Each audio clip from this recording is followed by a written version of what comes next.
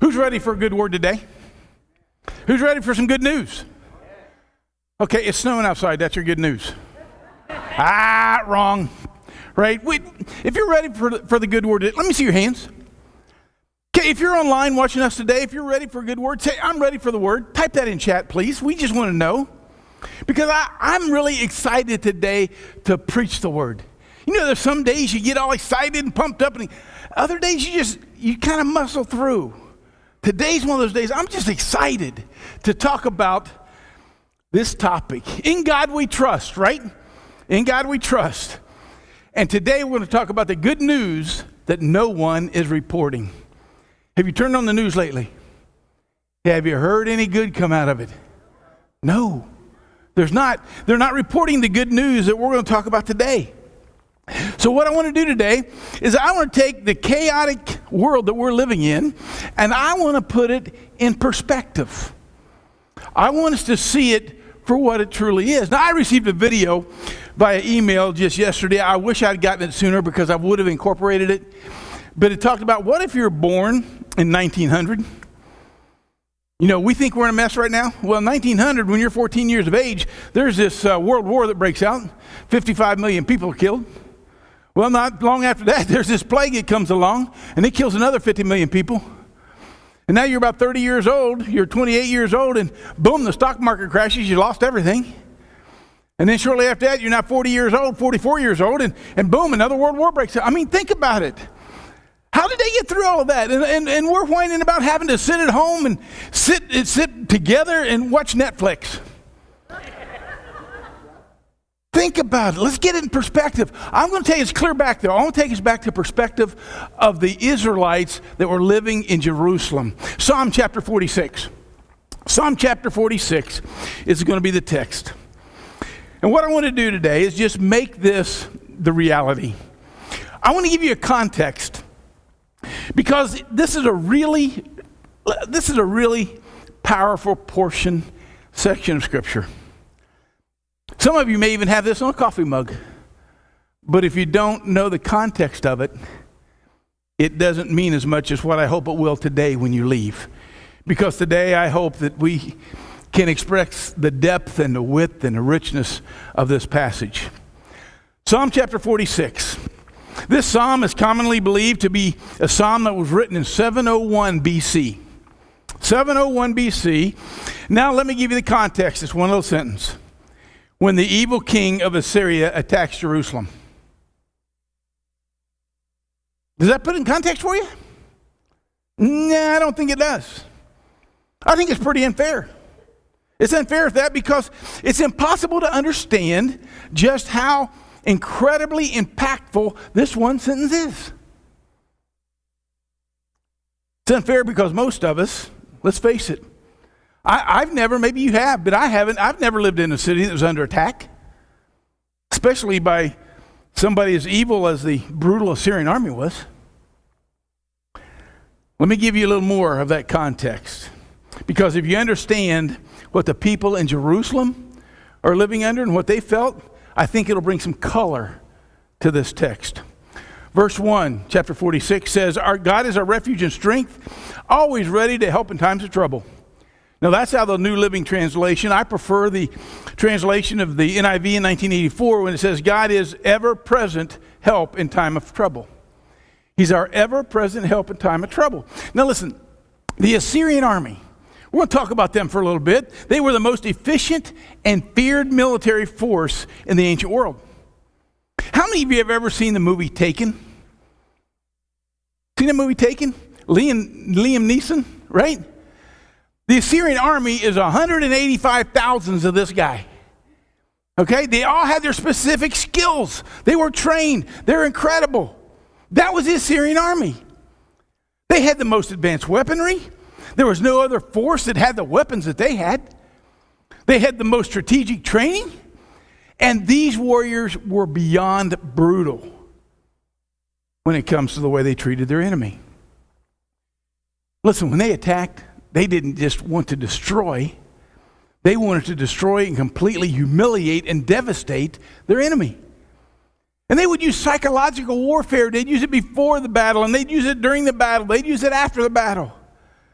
You see what they do is they make these tablets, and they would depict on these stones what they were going to do to the prisoners in the battle.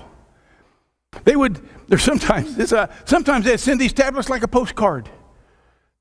Save the date. Familiar with those? That's what it was, man. They're going to say, save the date, and we're going to say, this is what we're going to do to your family and your children. That's what it was about. Tablets would show the pulling beards out of their enemies.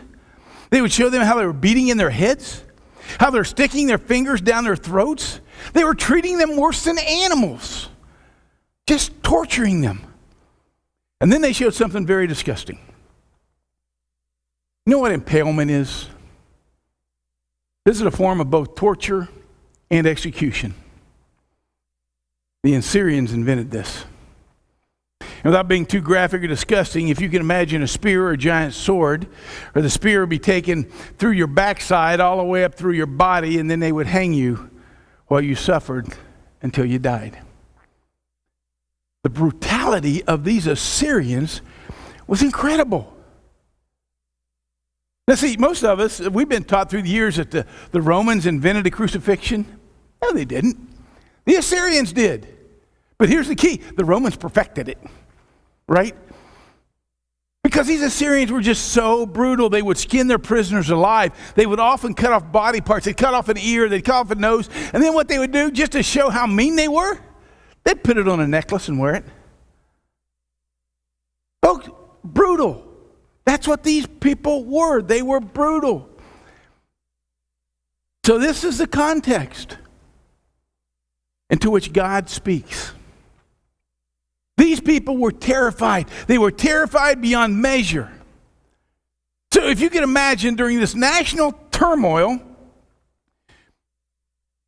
they actually felt hopelessness. No ability to defend themselves, or at least on their own, because the force was just too great. And the Spirit of God steps in, and He gives them hope. And here's part of the good news. Part of the good news is that 2,700 years later, the God that we serve, who does not change, gives us the same hope today. It's there for us because He reminds us that He is God. And the great part about that is we're not. Right? That's the best part. He is God. God is our refuge and our strength, always ready to help in the time of trouble. Now, the phrase that I love in this text, He's always ready. He's always ready. See, the moment you're in trouble, He's ready. Did you know that no matter what situation you get in, you never catch God off guard? Did you know that? He knows what's going to happen. He's there all the time, always prepared. He never looks up and He says, well, I didn't see that coming. Well, I don't know what to do now. I wasn't prepared for this. Do you ever hear those words come out of God? No, you don't. I like the other version in the New International. Says He's our ever-present help in time of trouble. And I want to talk about this phrase because it's so much richer and so much deeper than our English language can give us. Let me help you understand the phrase ever-present help. The phrase comes from two Hebrew words, Nimsa Meod. Right there they are. Nimsa Meod. Say those with me. Hey, you're speaking Hebrew. Awesome. Nimsa Meod. Those are the words that are used there. Nimsa is a Hebrew word that means to be discovered, to be encountered, to be experienced. In other words, I just can't tell you about the attributes and the character of God. There's no way you can understand it as I describe it. You have to experience it. Nimsa, experience it. I could try to tell you about the Taj Mahal. I visited the Taj Mahal. That's actually my picture. I was at Taj Mahal a few years ago with Russ and with one of our elders, Greg, who's no longer worshiping here. But we went over there. I saw that. I came home and I tried so hard to tell my wife what the Taj Mahal was like. You can't get it till you experience it. It's amazing. Or what about Niagara Falls? You ever tried to explain Niagara Falls to somebody? They don't get it until you've been there to experience it. That is our God. You cannot know him without experiencing him. It's amazing what you find. Nimza. You have to experience him. Folks, I got to tell you, I started working this sermon over on Monday morning, and I began praying at that time. I've been praying that somebody sitting here today, you're sitting here and you're in some kind of trouble. Something happened in your life.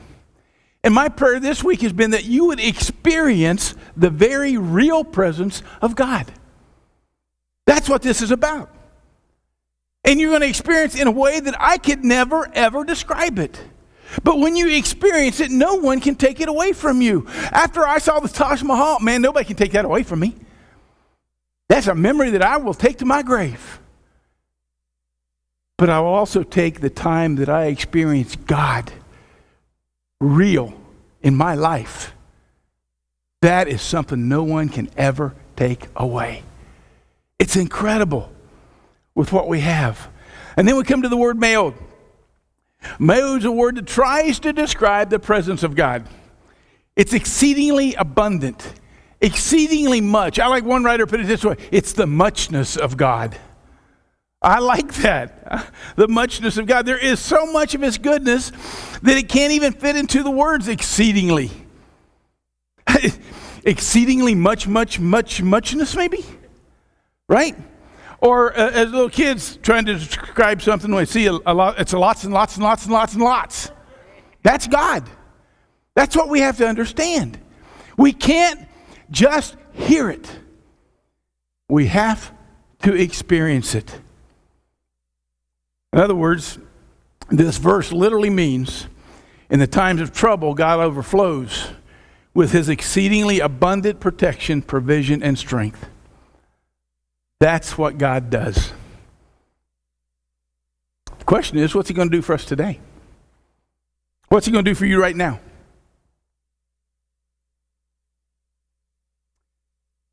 In our own context, folks, we face enemies. How many of you know that? Do you know you face enemies? Okay. How many of you have a family? You're part of a family. You face enemies. Right there. How many of you have a crazy family? So we know what it's like. We know, like, listen, if you're watching online today, say, I've got a crazy family. I like to see that in our chat. That's the way it is. We got crazy families. What's it mean? What is God is our refuge and our strength, our ever-present help in time of trouble? What does that mean when you're feeling overwhelmed with anxiety? What does it mean when you're uneasy and you stay awake at night because you're really concerned and worried about the world that your kids or your grandkids are going to grow up in? What does it mean in the middle of a global pandemic when you don't feel safe, when your job may be fragile? What's it mean when your marriage is hanging by a thread? What does it mean when your children that you love aren't functioning real well? What does it mean when your faith, which was once very strong, today doesn't seem to be as strong as it once was? What this passage means, Nimsa Meod, what it means is that God is exactly what you need when you need him. And he is so much more. Nimsa Meod, the ever-present help in time of trouble. The goodness of God that cannot be explained can only be experienced. And so no matter what you're facing, God is exactly, precisely, specifically what you need at the moment that you need him, and he's so much more. So what is God in your moment of need? This is the good news that no one's reporting right here. Nobody's telling you how good God is in the time that you need him. How many of you have ever let the words come out of your mouth that says, I don't know how they do that? You see someone is hurting, someone struggling, going through something in their life. I could never do that. You know what? You can't until the time's there. And when the time's there, God's there. He's just what you need at the time that you need him. This morning, think about it. If you're anxious, here's the good news. God's your peace. When you're hurting, who's God for you then? He's your comforter. How about if you're lacking? God's my abundant provider. If you sinned against a holy God, the good news is that God is our righteousness. He's our salvation. He's our strength. Whenever we're weak and we feel like we don't have the power to go on, God. That's the answer. God's our hope when we feel hopeless. He's our light when the world feels like it's growing ever so much more dark. Who is God? Whenever you're in trouble, he's your shield. He's your righteousness. He's your fortress. He's your rock. He's your defender. God is exactly what you need in the moment that you need him, and so much more. Who do you need God to be? Right now, who do you need God to be? Where are you hurting that God can step in if you allow him to do so? Because what happens so many times is we get into those situations and boom, the walls go up. We think we just put the walls up so people don't get in. No, we put the walls up and God don't get in. We got to keep the walls down. Where are you hurting right now? What's God need to be for you now? Because he knows exactly what you're going through. And it's exactly what you need. And so much more. I love the power of verses 6 and 7 here. The psalmist says, the nations are in chaos. Again, the New Living Translation says this. Do you ever feel like the world's in chaos? Huh? Am I the only one that feels that way? I've been off of social media for 2 weeks now. I feel so much better. I'm not being drugged down all the time. It's amazing.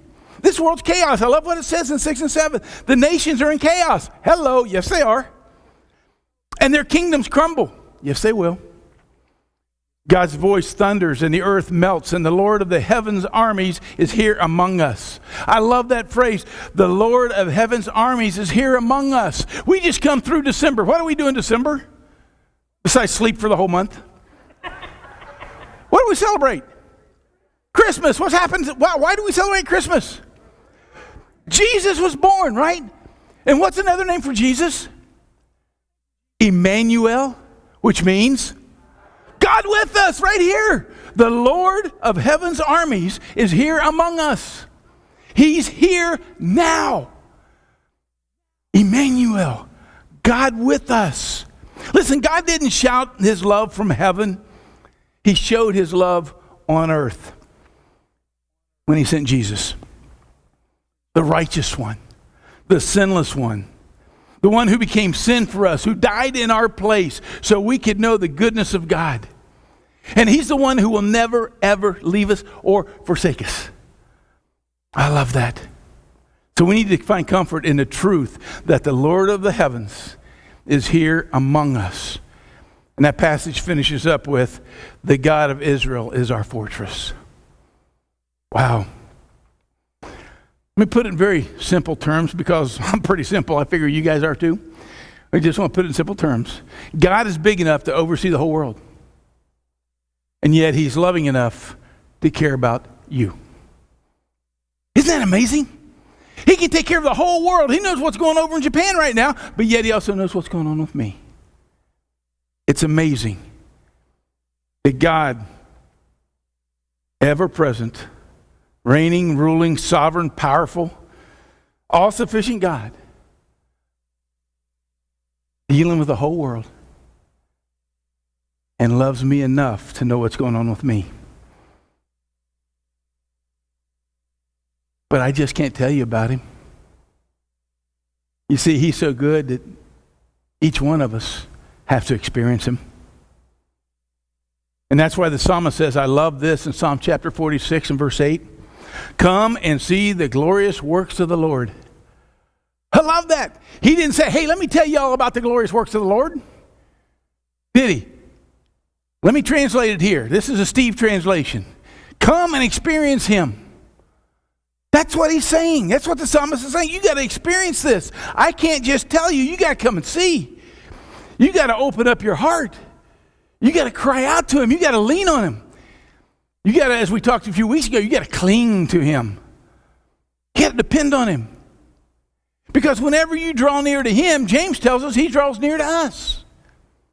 And when you cry out to him, he steps toward you. Parents in here, let me see your hands. You parent? If you're online today, type in, I'm a parent. 2-year-old in your house yells, in my case, Daddy, Daddy. What do? Do you turn and walk away? No, at that point in time, they got your full attention, don't they? They got you. When they hear that, you're going to go do whatever you can, whatever it takes to make sure they're safe. Do you think it's any different with God? When we cry out to him, do you think he turns your back because, well, Steve, you're just not strong enough. You need to handle that. Is that what he does? No, it's amazing. We got to come and see. Because the moment that we need God, he delights in revealing himself to us. And he's exactly what we need the moment we need him. And he is so much more. Come and open your hearts. See the glorious deeds and the goodness of God, because he's sovereign. He's supreme. He's king. He's righteous. He's just. But yet he's loving enough to be involved in the intimate day-to-day activities of our lives. The Lord is our fortress, our rock, our shelter, our ever-present help in time of need. Now, I got to tell you, that's the part of this text that I like. I love this part of the text. But I don't know if I can be this honest this morning, but I'm going to try it with you. Is it okay if something bothers me in the Bible? You ever have something bother you in the Bible? Can I say, don't be so holy that nothing in the Bible gets you to wonder and to ponder and to say, oh, that bothers me? Because there's a part that bothers me in this text. And what bothers me is this. It's 701 BC. I'm a husband and a dad. So I'm imagining me in this context. The Assyrian army, which I have feared since I was a little kid, is coming to attack. And I don't have the power, the ability to protect my family. And I know what they promised they're going to do. I got the postcard. I know what they're going to do to my wife and kids.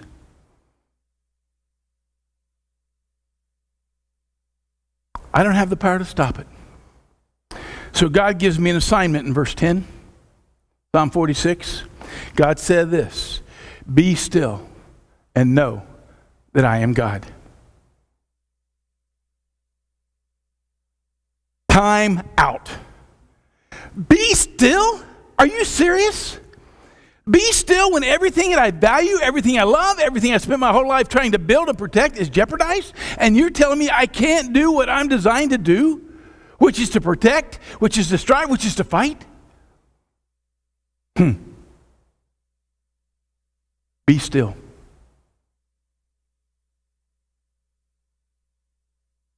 Think about their context. And I think that'll bring our context a little more into perspective of what we're dealing with today.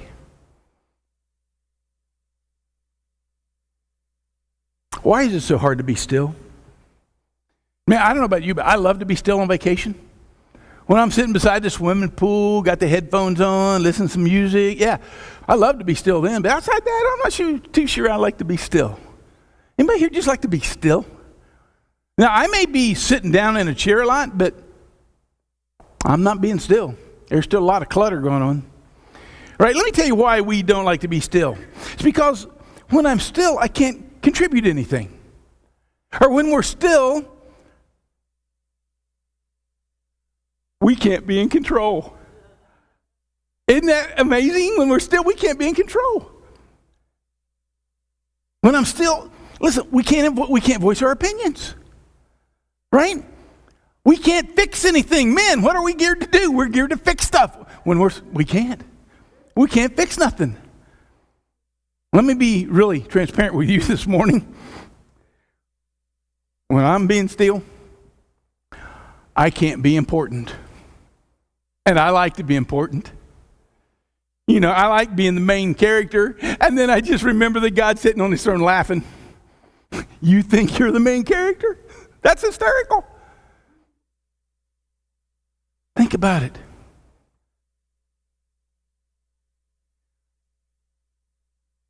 We're not the main character. God is. And there are some battles that only God can win. And there are some times and some seasons where the only assignment we have is to be still and to know that He is God. I love that. I just kind of let my mind wander when I got to this part of the text, and I just got to think, it doesn't say, be worried and know that I'm God. It doesn't say that. Now I'm going to get up in your business a little bit here. It doesn't say be freaked out. It doesn't say be anxious. It doesn't say be worried. It doesn't say be an idiot on social media. But rather be delivered in His name, in the name of the Father, the Son, and the Holy One. Be set free. Be still. And I love the word, the Hebrew word for still here is rapha. Rapha. It means to relax. The word literally means to give yourself a break. Now, I know there's somebody sitting here this morning, and you just need to chillax. Right? You need to chillax. I'm telling you. God knows. And we need to do that. Because what's going on around us in this world is above our pay grade. We don't have the IQ to handle it. We can't figure it out. We don't have the political savvy to straighten things the way we want them to be. Above my pay grade. There are some battles that are just battles for the Lord. Our assignment, be still. Give ourselves a break. Because our God is big enough to oversee the whole world, and yet He is still loving enough to care about the intimate details of your life and my life. Be still and know. Now here we go. Knowing isn't something you get by reading. Knowing is something you get by experiencing. Only experiencing. Well, let me try to answer the question that's probably on some of your minds right now. What happened? When these Assyrians attacked Jerusalem, what happened? Well, it's a very interesting story. Let me try to answer that question. If you want to read the stories, it's found in 2 Chronicles 32 or 2 Kings 19. Two different versions, same story. Here's what happened. The Assyrians planned their attack. King Hezekiah, who was the king of Jerusalem at the time, said one prayer. He prayed one prayer. And what do you think God did? The God who is always ready to help. Are you ready for this? When the king prayed, God sent one angel. One angel. And that one angel dismantled 185,000 Liam Neesons. One angel. Listen, it didn't take a legion of angels. It didn't even take God's top 10. One angel. One angel. Because He's way more big enough to oversee the world and yet loving enough to be involved in our life. Let's hit home today. What do you need today? Some of you today, what you need is one touch. One angel. One touch. Maybe it's one song. One answered prayer. One sermon. One word. Rapha. Just one. A moment experiencing his presence. So when he says, be still, church, be still. Mom, be still. Dad, be still. And know, in a way that can't be described but can only be experienced, that God is always God. And here's what God declares in Psalm 46:10, the latter part of the verse. Listen, this is just not over the United States of America. Please understand that. There is more to this world than us. And this is what God says. I will be honored by what? Every nation. Doesn't say I will be honored by the USA, does it? No, I will be honored by every nation, and I will be honored throughout the world. Folks, that's how good God is. Here's my question. What do you need today? What do you need God to be? Who do you need him to be in this moment? Because God is exactly what you need, and he's so much more. And I'd love to invite you just to take a moment. I want you to slow down. I want you to silence the noise of this world. I want you to quiet your soul. And I want you to prepare to worship, because Emmanuel, God is here, right? The Lord of the armies is here. And let God be exactly what you need and so much more. Be still and know. Don't wonder, don't hope, don't wish, but know that he is God and God alone. I've asked Lizzie to come and share a song as we close today. And I want you to look at these words as she sings this song. These words have a great deal of meaning and impact for us as we've heard this message. So Lizzie, just bless us with this song.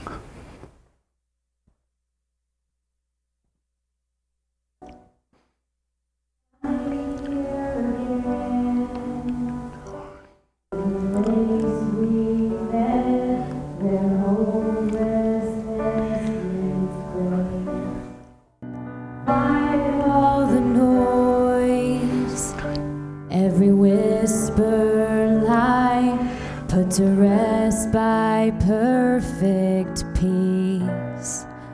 And even in my doubt, I will not forget you are faithful still to me. I won't take a single step till I hear your voice. I surrender.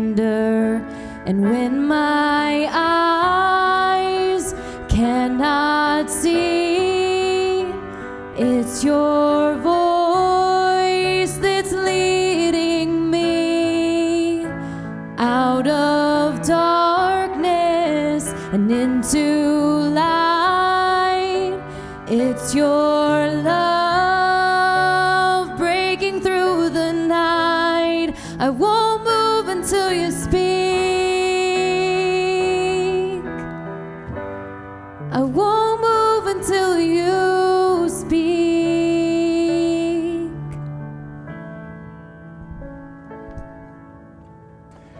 Can you be still long enough to hear him speak?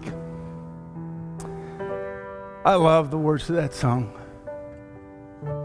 I'm not going to move, God, till I hear your voice. I may not be able to see you, but I know that you're going to lead me. Folks, we're still in January of 2021, and I've been kind of laying out some resolutions for this church. And here we go. I just want to remind you of what they are. God, help me to obey when I don't understand. God, help me to surrender what I cannot control. God, lead me to that which I need to be resolved to do. And today's be still and know that I am God. Folks, these resolutions roll off the lips very easy.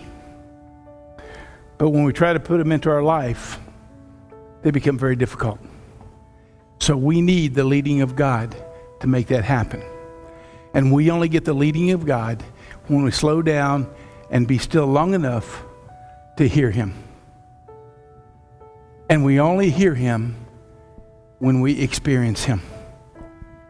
So today, my prayer is that sometime today, this week, you will find yourself in a real experience with God.